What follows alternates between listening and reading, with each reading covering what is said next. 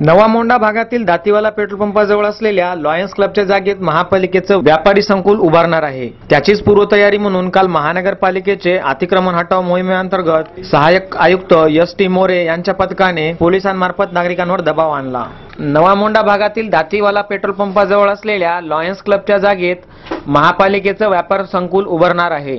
त्याचीच पूर्वतयारी म्हणून काल महानगरपालिकेचे अतिक्रमण हटाव मोहिमेअंतर्गत सहाय्यक आयुक्त एस.टी. मोरे यांच्या पथकाने काल 5 ते 6 दरम्यान सदरील परिसर गाठला।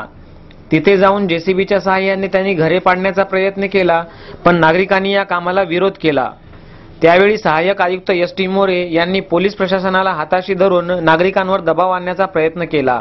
राहायला घरे नसल्याने नागरिकांनी त्यास विरोध केला।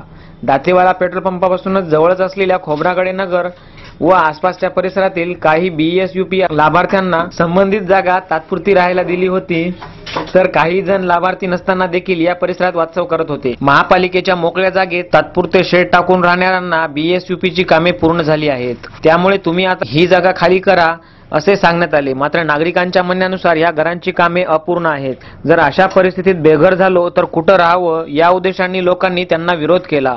याला न गुमानता सहाय्यक आयुक्त एस.टी. मोरे यांनी पोलिसांचे सशस्त्र पथक बोलवून अतिक्रमण हटवण्याचा प्रयत्न केला। मात्र सहाय्यक आयुक्त एस.टी. मोरे यांना येथून खाली हाताने परतावे लागले।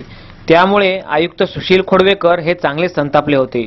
त्यांनी या कार्यावर तीव्र नाराजी वर्तवली असून या कृतीबद्दल संबंधित झोनच्या सहाय्यक आयुक्त एस.टी. मोरे यांना गुरुवारी रात्री उशिरा शिस्तभंगाच्या आरोपाखाली कारणे दाखवा नोटीस बजावली आहे।